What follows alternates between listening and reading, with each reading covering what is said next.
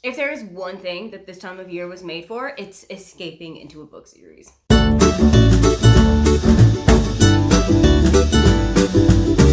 Hi, welcome, come on in. My name is Aoife, and today I am taking you through some of the book series that I really want to get started.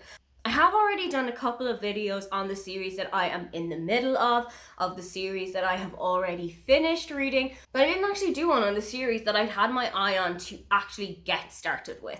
I feel as well like this time of year, when it's a little bit darker, when it's a little bit colder, when it's a lot drearier for us here in the Northern Hemisphere, I feel like having the comfort and the familiarity of a series with the same characters, with the same situations, to go back into, I feel like now is the perfect time to try out a couple of these. First one up feels kind of atmospheric just because of the cover. It feels very kind of dark, gloomy, wintry, and that is the Fine Print series by Lauren Asher. This is the first book, and it is of the Billionaire's Dream World or Billionaire's Dream Land series. What I understand from this series is that it is set in like a theme park, which is like Disneyland, but for adults. I'm not entirely sure where the adult part of it comes into play.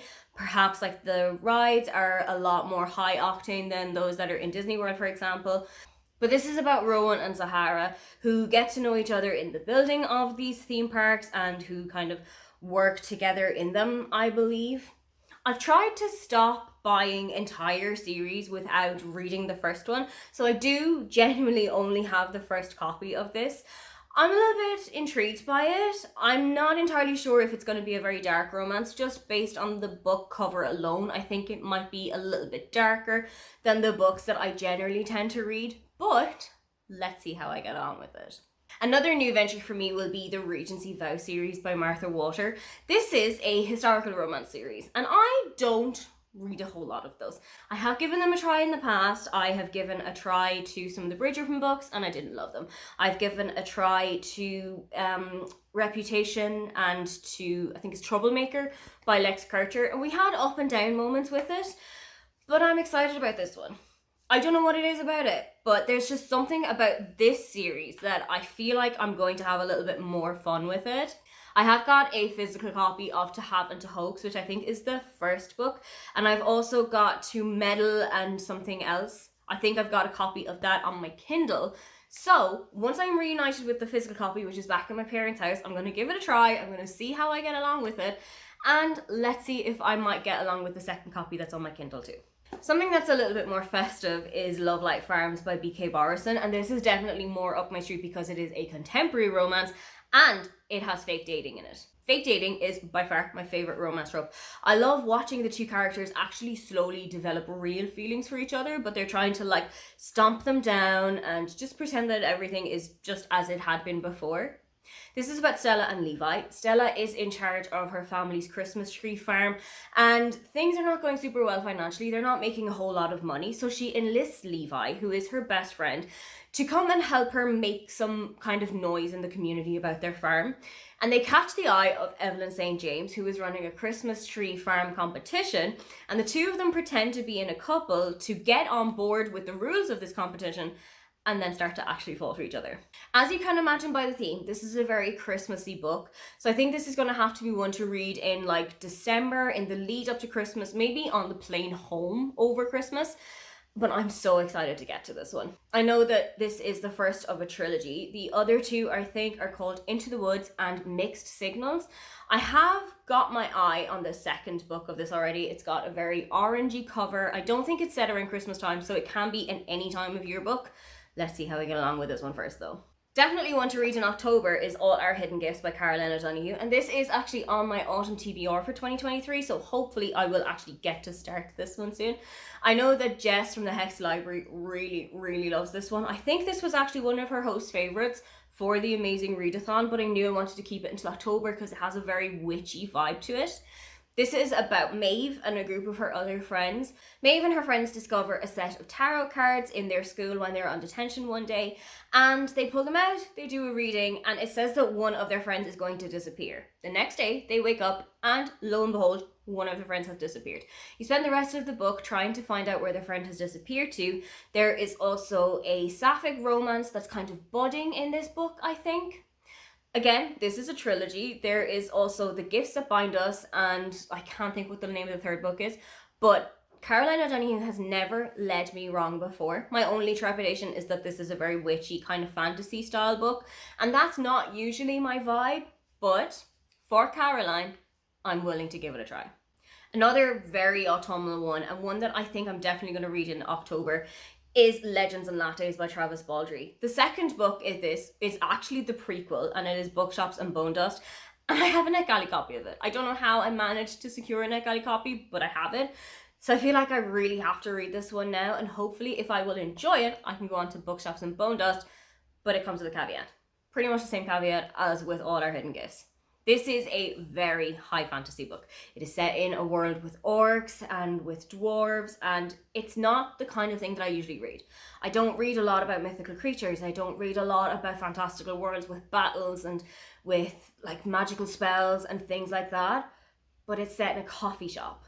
Viv, who is the orc in this book, has actually given up battle and is looking for a much quieter life and is going to set up a coffee shop in this small town that she has just come to, and is explaining the intricacies of coffee to them and roasting beans. I love coffee. I am a trained barista. I used to work in a coffee shop. I cannot start the day without at least 2 cups of coffee. So this feels like it could be my kind of book. I just really need to get over it having a fantastical element to it, because you never know. This might turn out to be one of my favorite books. It might turn out to be one of my favorite series. I just really need to get over that hurdle. A series from a favorite author of mine that I really, really, really want to get started is the Ravenwood series by Talia Hibbert. I have been told time and time and time again that this series is going to be something for me. When Paige was running Not Safe for Workathon, she actually did one of these as the group book for it in one of the rounds. I think she used A Girl Like Her as the group read, and for some reason I downloaded it to my Kindle because I was one of the hosts, and then just didn't read it across that month whenever the readathon was happening. So I really feel like I owe it to Paige, at least, that I can get to reading it. I feel like it's time for me to read it. Talia has never let me down before. Even her YA book was something that I really enjoyed. So I don't know why I'm holding back from this one so much. This series is, of course, set in the small town of Ravenswood. You have got books like A Girl Like Her. I think The Roommate Risk is also in this series. And that was a completely free Amazon deal across so many countries a couple of weeks ago. And I did grab a copy of it. So I have got possibly 2 books of the series on my Kindle. Just really need to get started on them. This one kind of feels a bit like cheating to say it, because I've actually read the second book in the series, but I would like to go back to the start of the Boyfriend Project series by Rohara Roshan. I haven't actually read the Boyfriend Project, and I know that there is a third book that is featuring the third friend in this friendship circle, but I haven't read either of those. I did enjoy the second one. It is quite steamy. It was a sports romance. It was a fake dating romance. And I think that the entire arc of the series is brought together by these 3 girls finding out that they are dating the same guy, enacting their revenge on him, and then striking up a natural friendship between the 3 of them anyway. And that's something that I really love seeing. I love seeing a really strong and well-connected and tight-knit friendship group among women, especially when they are kind of enacting their revenge on a cheating boyfriend. So it feels like it's something that's going to work for me. I just need to get copies of the other 2 first. A series from a brand new to me author that I'd really love to try out is the Avalon Bay series by Elle Kennedy. I've heard mixed things about Elle Kennedy. I know a couple of people who really love the Deal series. I think it's called the Off Campus series. But I really want to try this one because this is set in a small town called Avalon Bay. I think it's a little bit smutty. I think it's got a little bit of spice added into it. And I really love books that are set in a small town. I think a book set on a college campus isn't going to be something for me. It's not something that I'm going to really look forward to, but something that's set in a small town is definitely one that's going to be up my street. Going completely against the rule that I said I had for myself at the start of this video, I actually already have 2 of the books on this series. I have got Good Girl Complex and I've got The Bad Girl something or other, I think it's called. And I know that the third book, The Summer Girl, has actually just come out in summer of this year. It feels like a very summery book. It feels like the kind of book that I need to be reading in like April, May, June, when the temperatures are starting to climb again. So maybe this is one that I can put off until the summery months, but it's definitely one I've got my eye on. A series that I have got my eye on that is a little bit more closed door than what I usually read is the When in Rome series by Sarah Adams. I don't read a whole lot of books with closed door in them, but I am interested to give Sarah Adams a try because I've heard some really great things about her. Michelle actually just did a taste test of hers recently and loved the 3 books that she had in there, and When in Rome and Practice Makes Perfect, the second book in this series, was part of her video, and I think she gave both of these either 4 or 5 stars, so I'm intrigued.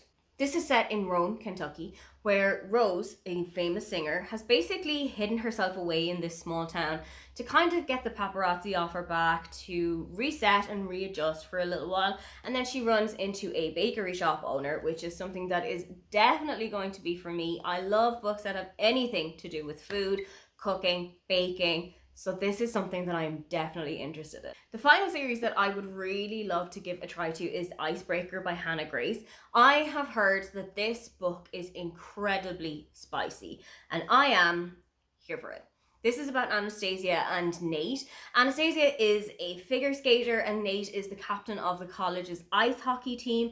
And due to a scheduling conflict, the two of them have only got one rink that they can practice on together. So it's like the one bed throw, but make it a hockey rink. Also, the second book in this series, Wildfire, has just come out in summer of 2023, and I'm really excited to see what the kind of difference is going to be when you're set in something that is a little bit chilly versus when you're setting it in something that is a little bit hotter than that. Is the steam level going to be still the same? Those are all of the series that I have been wanting to try for such a long time. Is there one of those that you think that I should start with? Or what series do you really need to get started with? If you would love to leave me a comment but you can't think of anything you'd like to say, then just leave me the chain link emoji. Don't forget to like and subscribe because I have new videos up every week. Now, get on out of here.